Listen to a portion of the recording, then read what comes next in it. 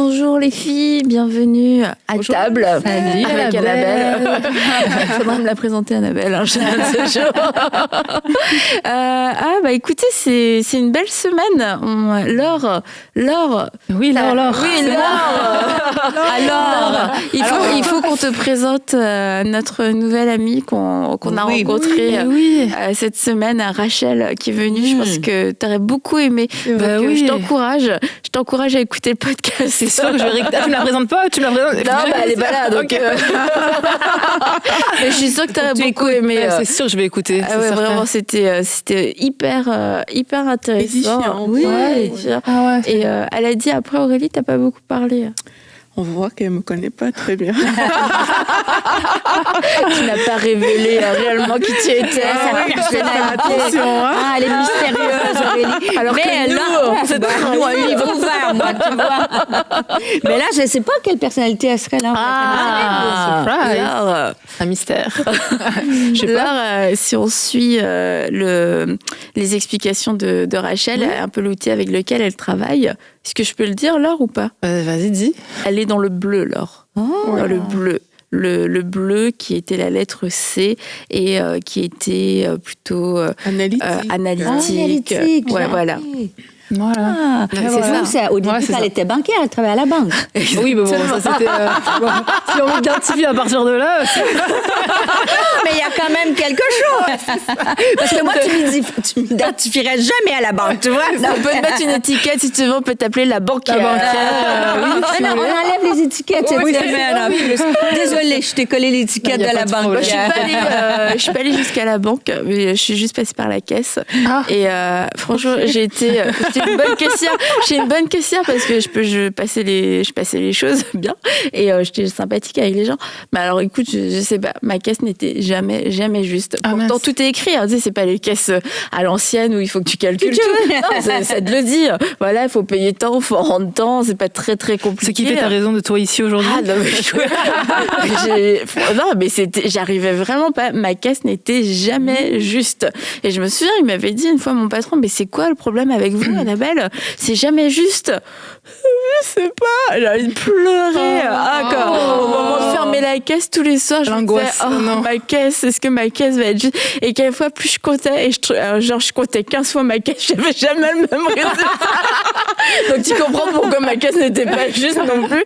Je pense que quelquefois, j'ai rendu des 20 € de trop. Et tout ça, mais tu sais, des 20 € en plus. Il me dit une fois, puis il avait raison, il dit, mais Annabelle, on pourrait croire que vous volez dans la caisse.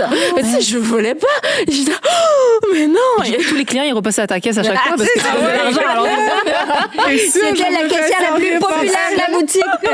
Quelquefois, j'avais trop dans ma caisse, donc peut-être que si, là, j'oubliais de rendre de l'argent. Franchement, c'est encore un mystère aujourd'hui. Pourquoi est-ce que ma caisse n'était pas juste? Mais quand il m'avait dit, mais on pourrait croire. Je sais pas, j'étais pas à la bonne place. Et quand il m'avait dit, mais on pourrait croire que vous volez. J'ai dit, mais doublement, c'est non seulement j'arrive pas à avoir ma caisse, mais en plus on pense que je vole. Donc voilà, tout ça pour dire que j'étais même banquière, ça aurait été la catastrophe. Voilà, je pense qu'on m'aurait licenciée. On m'aurait licenciée. Donc donc les personnalités, on en a parlé hier avec Rachel. J'allais dire en long et en large, mais pas vraiment parce que ça a été hyper rapide. Ouais, quand même. Et c'était important quand même, on en a un petit peu parlé, mais de parler de la sanctification, parce que Rachel l'a dit hier, je te dis ce que Rachel a dit. Oui, avec plaisir. Elle a dit que pour l'Église, ça a toujours été difficile l'équilibre. Et c'est vrai que c'est quelque chose qui est pas facile, mais au-delà de l'Église aussi, je pense que l'équilibre, c'est pas... c'est quelque chose qui est pas évident. Et du coup, même par rapport à la personnalité, je trouve que l'équilibre est pas facile entre... tu t'en as parlé, toi, Stéphanie, je m'assume, voilà, je suis comme ça, je suis comme ci. Et puis, la sanctification. Et entre complètement s'éteindre, disparaître et s'oublier et se crucifier et en même temps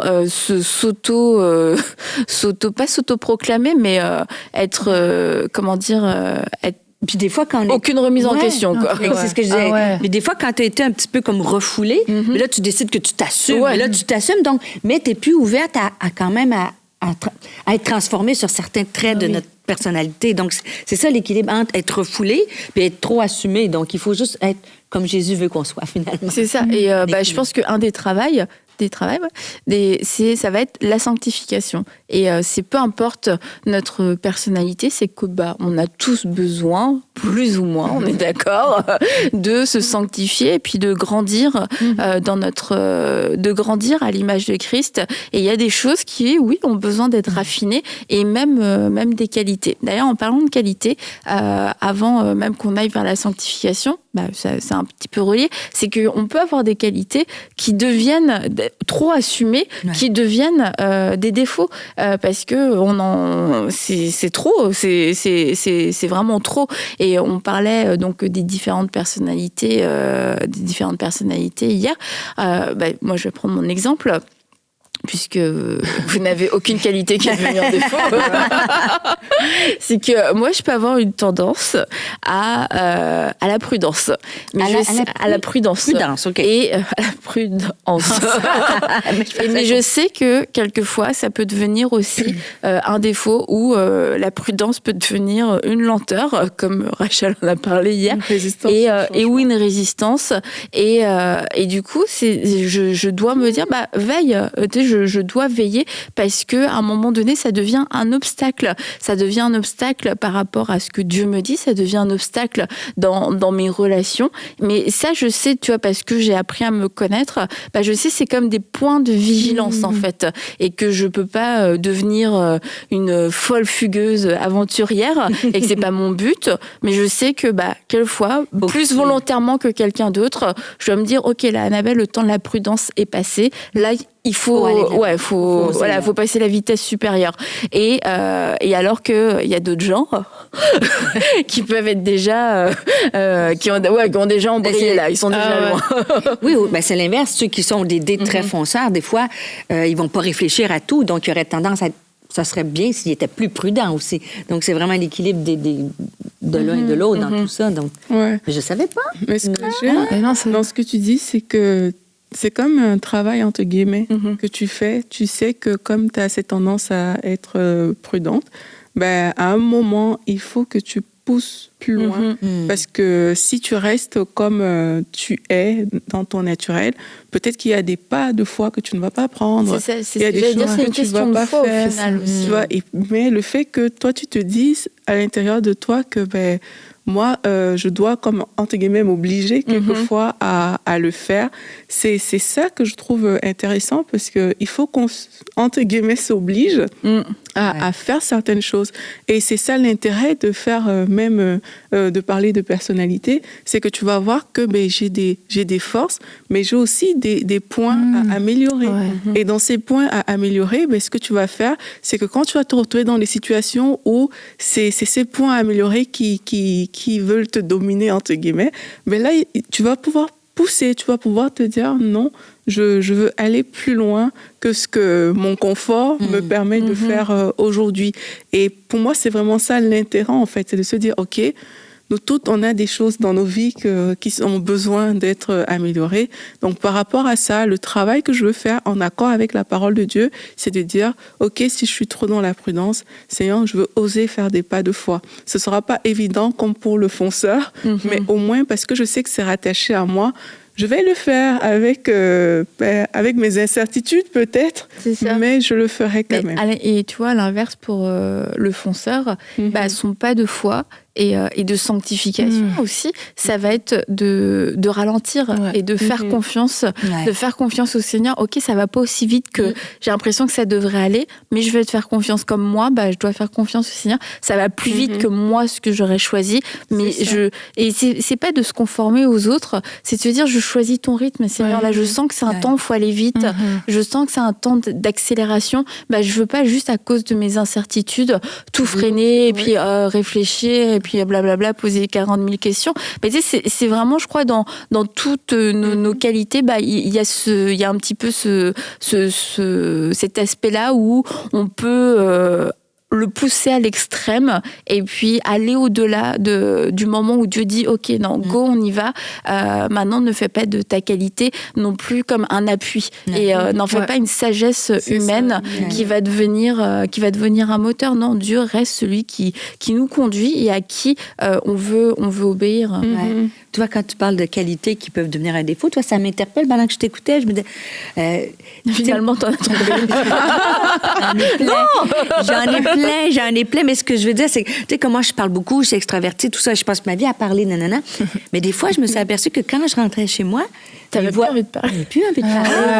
Plus du tout. Plus du tout. Plus du tout, même malade. Étonnant, ça. Plus du tout.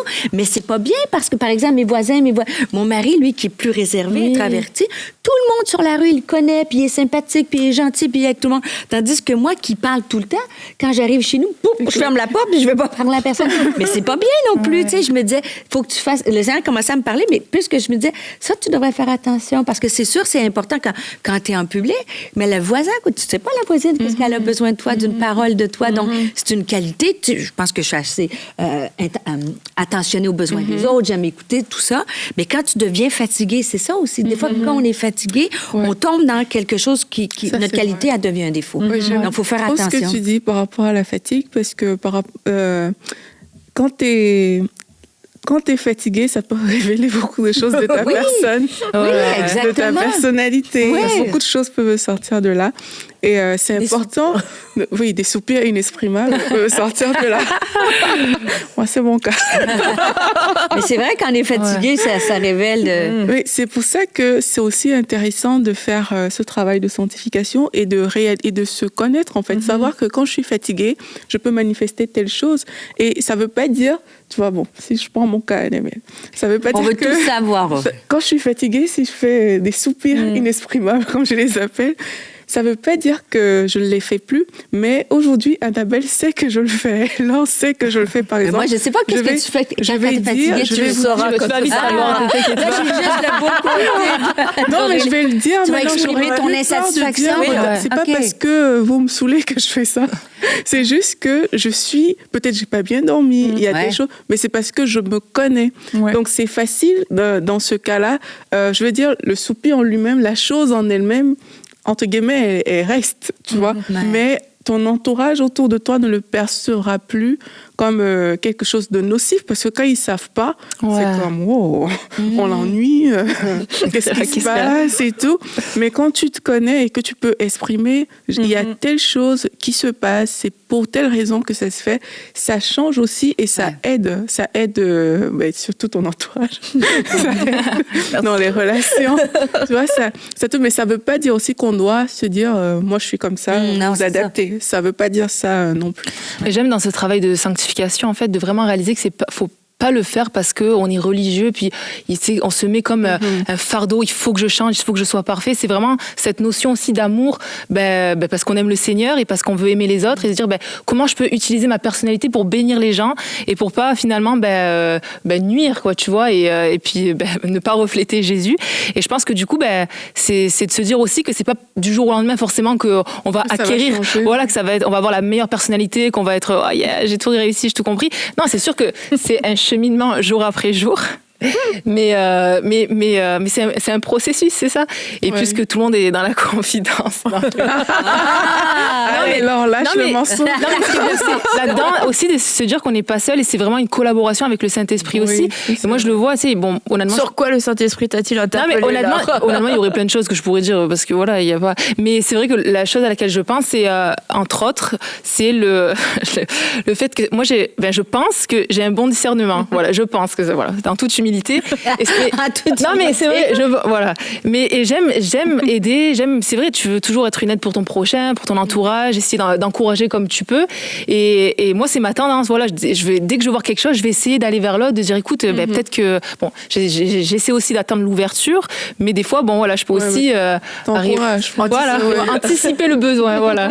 Mais c'est vrai que des fois la personne elle va pas forcément le recevoir en fait ce que je dis, tu vois, je vais pouvoir le dire, mais il y a pas forcément j'entends, OK, mais t'as pas l'effet, il y a pas l'effet que tu attends, tu vois, c'est comme t'attendrais un peu c'est vrai ce que tu me dis, tu sais, tu t'attends, mais finalement non, ça rentre là puis ça ressort, et finalement en fait cette aide peut devenir presque, mais tu comprends ce que je te dis, tu essaies d'insister, mais tu deviens plus une lourdeur finalement que cette source d'encouragement que tu voulais être au début. Et moi c'est ce que j'ai appris dans ce process, c'est de se dire non, il faut que je lâche prise et que je travaille, voilà, et laisser le Saint-Esprit faire son œuvre, mais que ce soit chez les gens, mais aussi pour moi, pour changer, pour développer ma personnalité et de travailler en collaboration avec lui, parce que c'est sûr que de nous-mêmes, des fois, c'est dur, quoi. Tu peux pas. Mais je pense aussi qu'il faut accepter d'être vulnérable, dans le sens que quand tu reconnais qu'il y a quelque chose à changer, c'est plus facile de le changer. Mais quand tu le vois pas parce que tu es trop sûr de toi, c'est là où les choses deviennent difficiles. Et accepter d'être vulnérable, c'est aussi accepter que le Saint-Esprit va le faire avec un certain rythme, pas ton rythme à toi. Si ça dépendait que de nous, on aimerait que demain on n'ait plus de défauts et que la vie suit son cours comme ça. Mais il y a des choses qui seront plus difficiles à travailler que d'autres. Il y a des choses sur lesquelles peut-être d'un seul coup on va te parler de ça et puis c'est fini. Mais il y a des choses que ça va vraiment prendre Puis tu vas faire des progrès aussi. C'est ça. Et et si t'es pas vulnérable, tu vas pas voir tes progrès parce que tu vas vouloir être parfait, tu vas vouloir t'enfermer dans un certain cadre et tout. Mais la vulnérabilité te permet de reconnaître avec humilité que je suis à cette étape dans mon cheminement. Mais c'est là qu'il faut être bien dans notre identité. Oui. Parce que sinon, quand tu dis être trop sûre de toi, des fois, mais moi, je te dirais que la plupart, beaucoup de femmes, en tout cas, ils sont plutôt à s'abaisser qu'à être trop sûres d'elles. Donc, si déjà, tu n'es pas sûre de toi, mais quelqu'un te dit une remarque, tu as une tache sur ta robe, la robe au complet est moche, là, Donc, c'est là qu'il faut revenir à cet équilibre-là entre... Et des fois, le mot sanctification, c'est comme ça fait peur. Mais en fait, c'est juste pour être juste plus comme Christ, être une meilleure personne. Donc, mais c'est là que ça revient à garder l'équilibre dans la bonne identité, qui je suis en Christ, comment Dieu nous aime. Et puis, tu vois, quand tu connais ton identité, tu vas pas faire de ta qualité ton identité. Et ça, c'est quelque chose, tu vois, tu sais que tu as une force et du coup, c'est comme ça que je vis, c'est comme ça que les gens m'apprécient et du coup, t'en fais tellement que toi-même, tu deviens esclave de cette qualité et parce que ça devient toute ton identité. Je prends quelqu'un qui peut être, par exemple, serviable et c'est une force que quelqu'un va reconnaître chez la personne. Ah oui, toi, t'es vraiment serviable. Toi, t'es vraiment serviable et tout ça. Et du coup, je suis serviable. Et là, d'un seul coup, c'est comme, il y a quelque chose en toi, et souvent, on se le dit pas, qui te dit, tu peux plus jamais dire non. Tu es serviable. Je suis une personne serviable. Je dois dire oui à tout le monde. Je dois rendre des services à tout le monde parce que c'est qui je suis. C'est comme ça que les gens me voient. C'est ça que les gens attendent. Et c'est là où ta qualité devient ton identité et tu te perds, tu deviens esclave de ça et tu t'épanouis plus. Et c'est là où ça peut devenir un piège pour toi et un défaut aussi. C'est comme du sel. Un peu de sel, c'est super, ça assaisonne. Trop de sel, ça gâche ton plat. Et quelquefois, trop de quelque chose, ça vient tout gâcher. Et même quelqu'un qui va être très serviable, c'est une super qualité. On aime tous les gens serviables qui nous rendent service. Mais quelquefois, tu as des gens, ils sont serviables à l'extrême et du coup, ils sont même intrusifs. Ils sont envahissants. C'est comme, non, mais j'ai pas demandé, j'ai rien. Arrête, s'il te plaît. Tu te sens étouffé par quelqu'un qui, à la base, a une super qualité, mais qui en a fait son moteur et qui en a fait sa raison d'exister. Style de vie, carrément. Est-ce que ça peut créer aussi dans l'autre sens, c'est que tu vas voir une personne qui n'est pas aussi serviable que toi et tu peux juger, tu vois, cette personne-là parce que la personne ne l'est pas. Et du coup, tu en oublies que c'est une grâce d'être serviable, c'est toutes les qualités qu'on peut avoir, c'est des grâces en fait que Dieu nous a fait.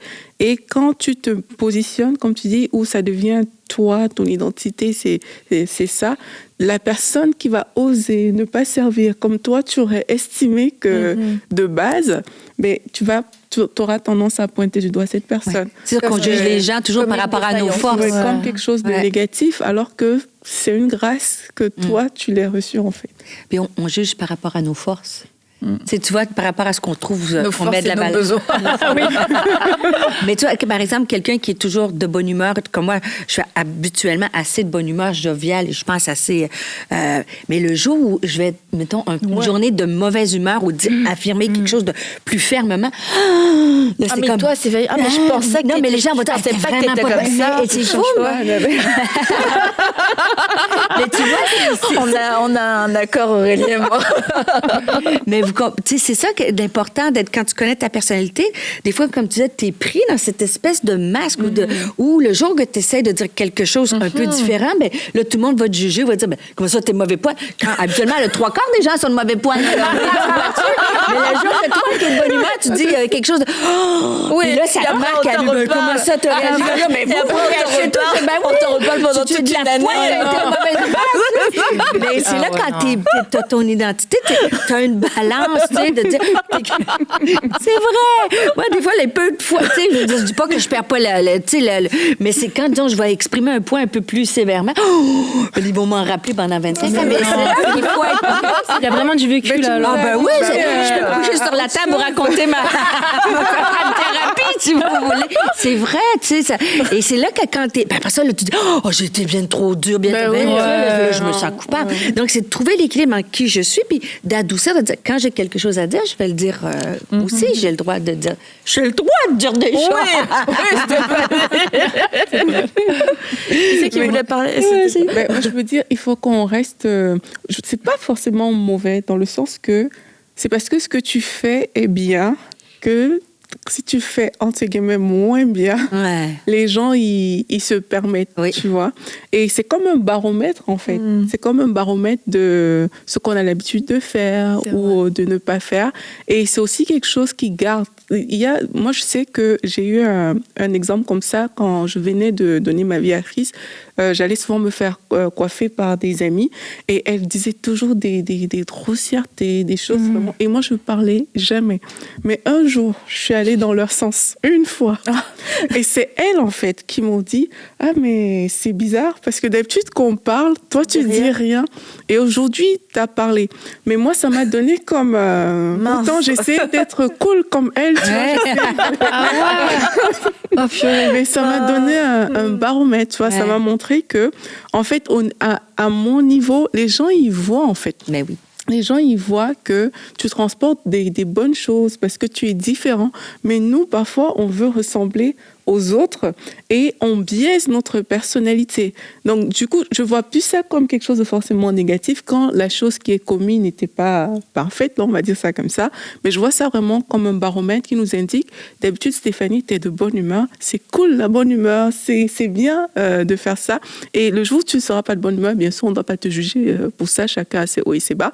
Mais c'est de me dire, en fait, j'apporte quelque chose de bon dans mon environnement et c'est ce que les gens aiment voir. C'est ça. Et ça fait partie de mon identité. Et voilà, quelque chose de bon, c'est là où on doit dire c'est normal. En fait, on devrait tous apporter quelque chose de bon dans notre environnement. Et là où on doit se remettre en question, c'est quand on devient une source de souffrance.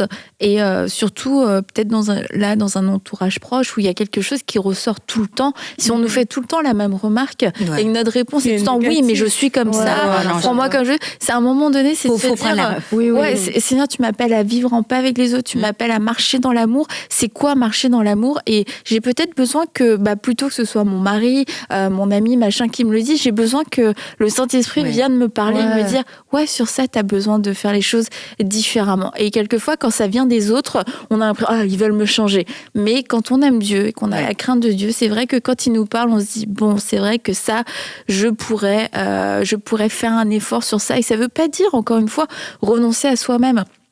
L'autre jour, on était à un repas ensemble, Aurélie, et c'était la fille de Nadine qui cuisinait, et elle a l'habitude de mettre du piment, puis elle allait dire, est-ce que je mets du piment? Moi, je suis pas fan du piment. Donc, je sais plus qui a dit quoi, genre quelqu'un dit non, n'en mets pas, quelqu'un a dit mets-en juste un petit peu, et je pense qu'elle en a mis juste un petit peu, parce que elle a pris en considération le fait que tout le monde, y compris moi, n'aimait pas trop pimenté, que du coup, on allait peut-être pas pouvoir manger. Mais si je suis pas là, elle va mettre du piment. Mais et tu vois, je trouve que c'est une belle image de quelquefois comment on peut se doser pour s'adapter à quelqu'un et pour que l'autre personne puisse profiter du meilleur. Moi, j'aurais rien pu manger si elle avait mis trop de piment en fait ce jour-là. Et elle a pas compromis son plat, j'imagine, à cause de moi. Non, c'est Ouais. bon. Non, mais- Non, je m'excuse. Mais c'est sûr que tu as raison, ça demande de l'humilité, mais c'est important de prendre en considération. Puis sinon, on se prive même nous-mêmes, en fait. On pense que moi, je suis comme ça et tout, j'ai pas envie de changer et tout, mais tu es en train de te priver de plein de choses, en fait, de ce que Dieu veut faire au travers de toi, même dans tes relations, dans plein de domaines. Et je pense que la sanctification, c'est aussi, donc, c'est prendre conscience. Donc, il y a le travail avec le Seigneur, mais c'est aussi être capable de demander pardon aussi à l'autre, parce que du coup, peut-être que tu as mal agi, donc c'est bien beau de toi de te remettre en question et de faire ce process avec le Seigneur, mais tu as blessé l'autre en face. Donc, être capable d'être dans l'humilité et d'aller voir la personne et dire, écoute, je te demande pardon, j'ai mal agi, j'ai été repris, puis comme ça, hop, t'effaces, puis là, t'avances. On dirait que t'as fait un pas. Une fois qu'il y a le pardon, on dirait Là, que... déjà, on était dans il faudrait peut-être penser éventuellement à changer la main, pas directement au pardon. Mais non, mais c'est important. Non, mais Ça fait t'as partie du raison. process. Tu peux pas Ouais. juste C'est réaliser ça, tout je seul. Il faut vois. demander pardon et dans C'est ça, l'humilité. t'as raison. Puis, Absolument, non. absolument. Mais c'est là qu'il faut être bien avec soi-même. Oui. Parce que demander pardon, te remettre en question, souvent, c'est que tu vas te dénigrer. Mais non, c'est pas parce que tu as fait quelque chose de mal que tu es un échec. Tu vois, c'est au contraire, on est là pour enlever le jugement. Ça, c'est tellement important de ne pas se juger dans le corps de Christ entre Ah oui. nous aussi. Hein, Ouais, on est et tous différents. J'aimerais aussi dire, parce qu'on parle de sanctification, on va peut-être zoomer, on peut facilement zoomer sur nos défauts, mais j'aimerais aussi dire qu'il ne faut pas zoomer sur le défaut, en fait. Il faut zoomer sur ce que tu aimerais devenir et sur Dieu, parce que c'est quand tu vas le regarder, lui, que tu seras transformé à son image. Et quelquefois, peut-être que j'ai envie de sanctifier parce qu'on a parlé des personnes qui foncent, qui parlent peut-être très vite sans s'en rendre compte. Et tu vas zoomer sur le fait, par exemple, que tu parles mal. Tout dans ta tête, ce sera « je parle mal, je parle mal, je parle mal ». Mais ce que ça va créer, c'est qu'un jour ou deux, tu vas essayer de bien parler, ça va fonctionner, mais le troisième Tu vas jour, craquer. tu vas tout qui sort là.